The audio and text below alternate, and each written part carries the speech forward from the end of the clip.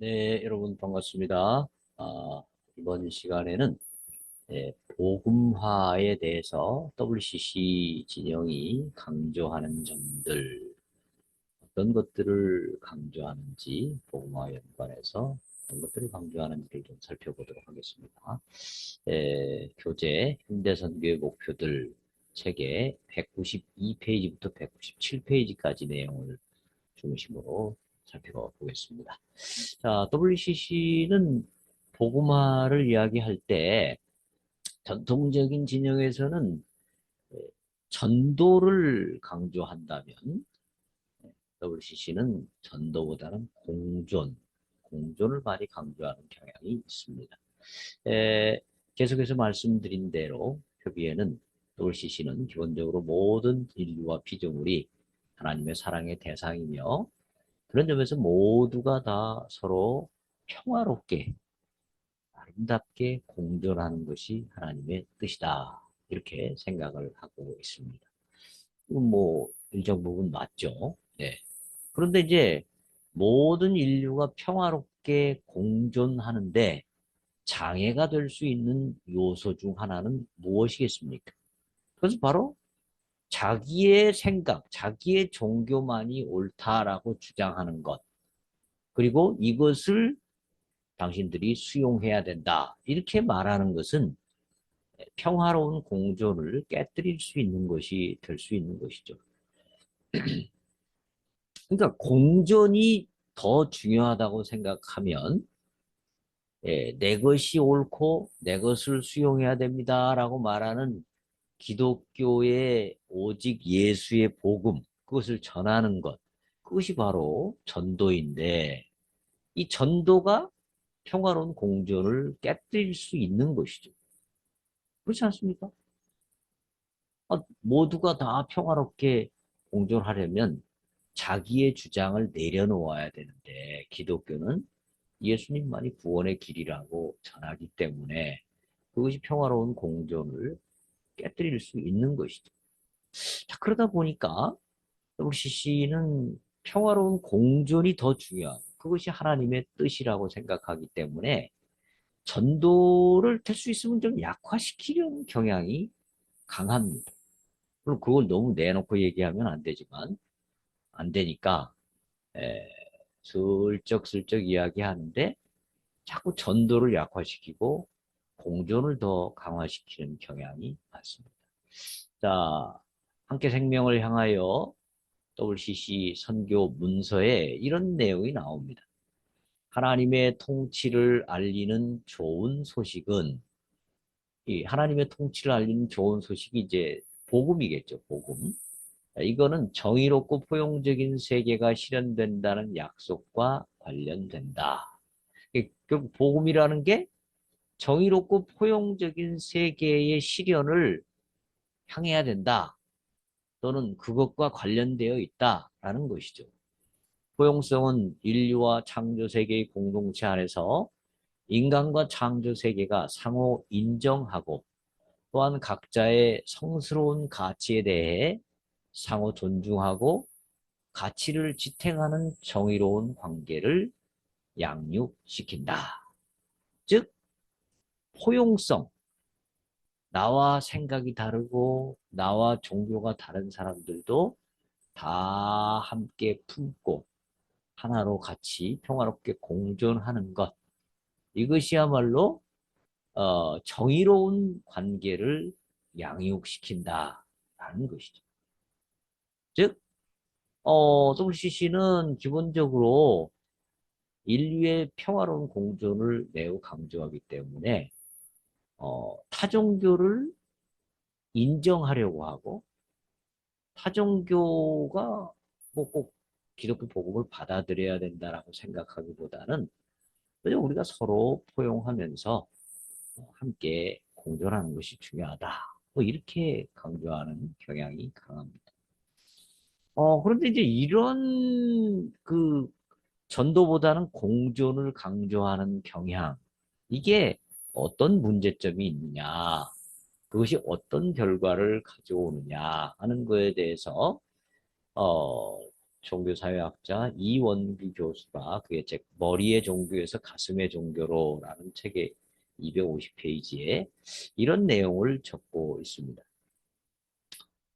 기독교가 다른 종교들보다 더 큰 종교적 진리를 주장할 수 없다는 이런 다원주의적인 자유주의가 전통적인 주류교파 신학대학들의 지성적 분위기를 주도하면서, 그러니까 기독교라고 해서 다른 종교보다 더 우월한 진리를 가지고 있는 것이 아니다. 기독교에만 구원의 유일한 진리가 있다라고 생각하면 안 된다. 이런 그 다원주의적인 자유주의 신학이 이 신학대학들에서 막 이게 주도적인 위치를 차지하게 되면서, 이에 동조하는 이들은 비기독교인들을 개종시키려는 노력에 대하여 신학적, 도덕적으로 회의를 느끼기 시작했다. 이게 뭡니까? 기독교만이 유일한 구원의 길이 아니다. 이런 분위기가 신학대학을 막 주도하니까, 이런 거에 동조하는 사람들은 그러면 타종교인을 전도하고 그들에게 복음을 전하고 그들을 선교하는 노력에 대해서 신학적으로 회의가 들고 도덕적으로 회의가 들었다라는 것이죠. 과연 그들에게 복음을 전하는 것이 옳은가? 아, 그러면서 이제 어떤 결과가 일어났느냐? 미국의 예를 들어볼 때 주류 자유주의 교파들의 두 가지 불행한 결과가 초래되었다. 첫째, 해외 선교에 대한 열정이 식어버렸었던 것입니다. 자, 그래서 이원구 교수가 보고한 대로 선교의 급격한 쇠퇴와 교회의 심각한 약화를 가져오는 이런 것, 즉 공존을 강조하는 것은 어, 문제가 있다. 이걸 고민해 볼 필요가 있습니다. 두 번째는 선교보다 대화를 강조하는 경향입니다. 전도를 할 때는 예수 그리스도께서 이루신 구원을 전하는 일이기 때문에 그것은 일정 부분 선포의 성격을 지닐 수밖에 없습니다. 그렇죠? 전도를 하면서 구원의 내용을 상대에 따라서 이리저리 바꿀 수는 없죠. 타협할 수는 없죠. 예. 물론 전통적인 선교에서도 대화를 하지 않은 것은 아닙니다. 당연히 선교를 하려면 대화를 하면서 선교와 전도를 수행하였을 것입니다. 그렇죠? 다만 전통적인 선교는 대화를 할 때에 그 목적이 상대를 좀 더 잘 알고 상대를 잘 이해하고 그래서 상대와 더 친밀한 관계를 형성하고, 그래서 상대에게 효율적으로 복음을 전할 수 있는 방안의 하나로 대화를 수행한 것입니다. 그러나 에큐메니칼 진영은 그 선교를 할 때 기본적인 관심 자체가 전도보다는 공존과 샬롬의 무게가 있기 때문에 선포보다는 대화를 더 강조하는 경향을 보입니다. 선포한다면 이거는 공존에 악영향을 미칠 수도 있다라고 보는 것이죠. 선포하지 말고 대화해라, 대화. 그래서 대화를 할 때도 그 목적은 전도할 수 있는 다리가 되는 채널로서의 대화라기보다는 평화로운 공존을 위한 대화의 성격이 강하게 나타납니다. 자, 그래서 이 생명문서에 이런 이야기를 합니다. 기독교인들은 모든 사람들이 삼위일체 하나님에 대한 살아있는 지식에 도달하기를 소망하고 기도하지만 전도가 대화의 목적은 아니다. 이렇게 말합니다. 그러니까 우리는 많은 사람들에게 하나님에 관한 지식을, 복음을 전하기 원하지만 전도가 대화의 목적은 아니다. 이 말은 뭔 말이죠?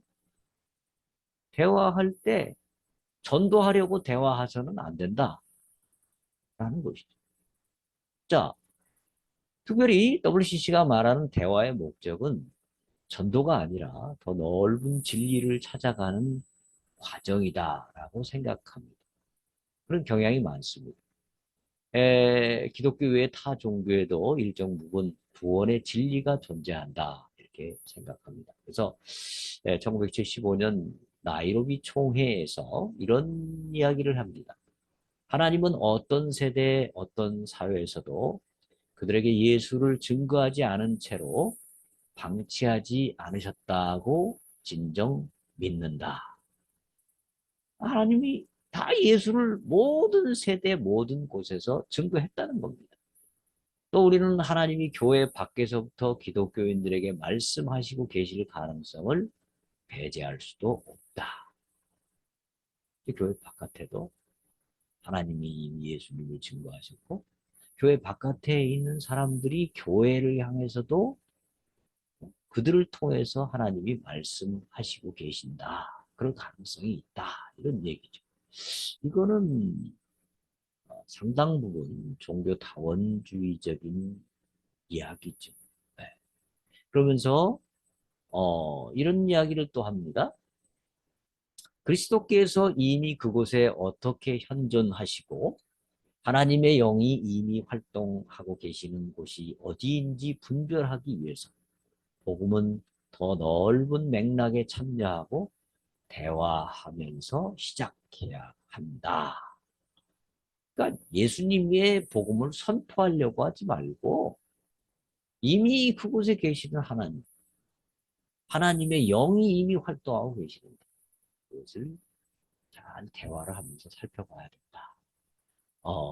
즉, 이 말에 의하면 타종교에도 그리스도의 영이 현존하고 하나님의 영이 활동하기 때문에 타종교인들을 대할 때 복음을 선포하려고 하지 말고 타종교인과 대화를 나누면서 하나님의 역사를 분별하고 더 깊고 넓은 진리를 찾아야 한다.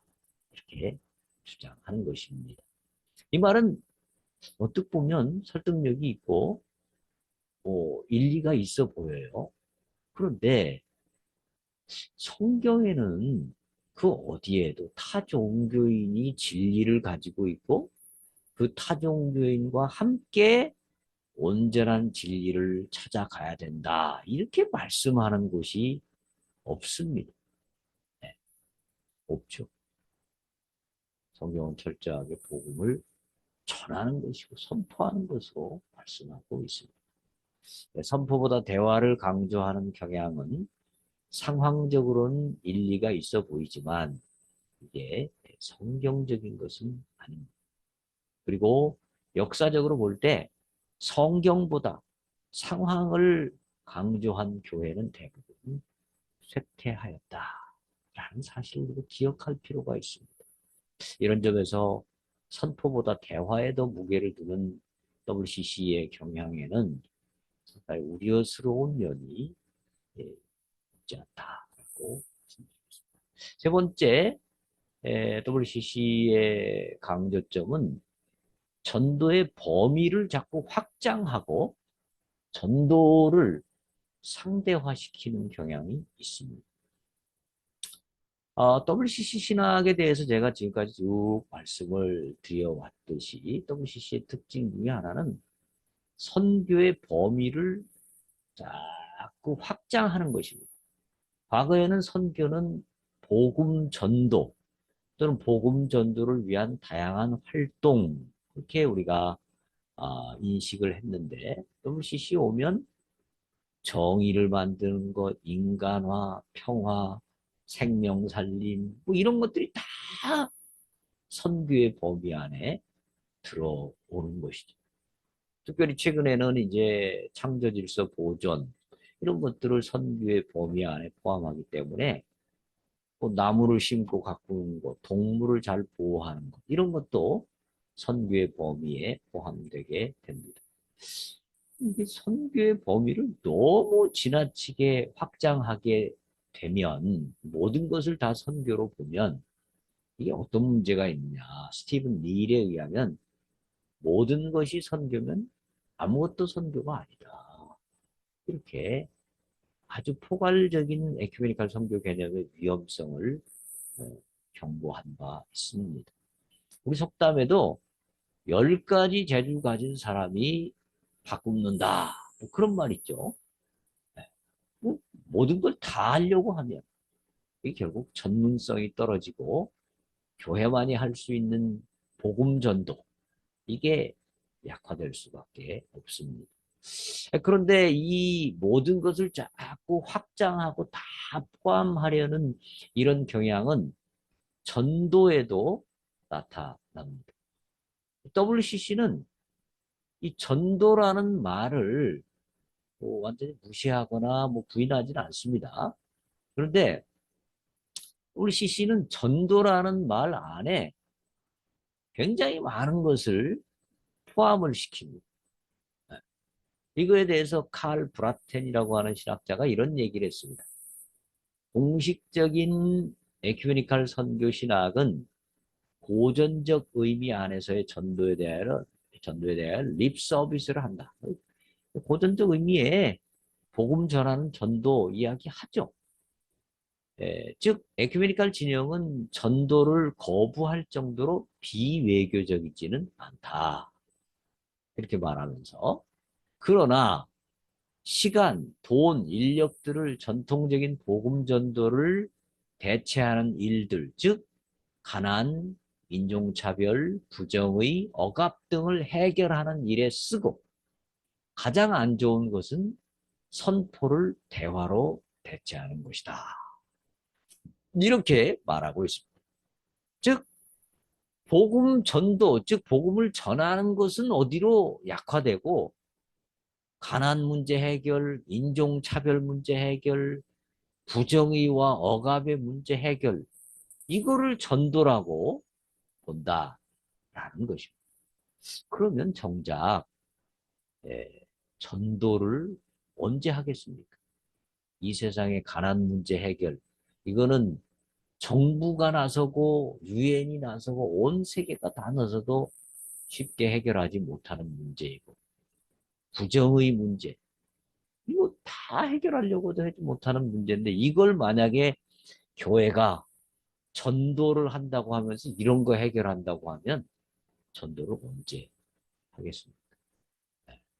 이런 너무 확대를 시킬 자꾸 전도를 그러다 보니까 소위 말하는 본질이 희석되고 물타기가 되고 결국 핵심이 약화되는 문제가 일어나게 되는 것입니다. 또 함께 생명을 향하여 문서는 전도는 자기 비움의 겸손 가운데 다른 사람들에 대한 존중을 가지고 또한 다른 문화들과 신앙들을 가진 사람들과 대화하는 가운데 이루어진다. 또한 전도는 이러한 지형 변화 속에서 하나님의 통치의 가치들에 모순되는 억압과 비인간화와의 구조들과 문화들에 맞서야 한다. 아니 전도가 억압과 비인간화된 구조들과 문화들에 맞서는 것이 전도라고 말합니다. 이 주장에 의하면 전도는 복음을 전하는 활동이기보다는 의식화나 정치 활동을 하거나 혁명을 하는 것이 전도라고 보는 것입니다. 결국 타 종교와는 대화를 하라고 그러고 그 다음에 구조악에 대해서는 투쟁을 하는 방향으로 가는 것이 전도라고 말하는 것입니다. 결국 타종교에 대해서는 전도하지 않고 구조악에 대해서는 정치 투쟁을 하는 이런 것이 바로 전도라고 말한다면 이게 과연 성경이 말씀하는 전도의 개념과 같은 것인지 상당히 의문스럽지 않을 수가 없습니다. 이와 같은 개념의 무한 확장은 자연스럽게 선교에 있어서 핵심 사항인 전도를 여러 사역 중 하나로 상대화시켜버리는 이런 문제를 낳게 되고 자연히 전도에 대한 열정과 헌신이 약화될 수밖에 없겠죠. 그러다 보니까 결국 그 결과로 교회가 약화되는 문제가 또 생겨나게 되는 것입니다. 네, 여기까지 하겠습니다.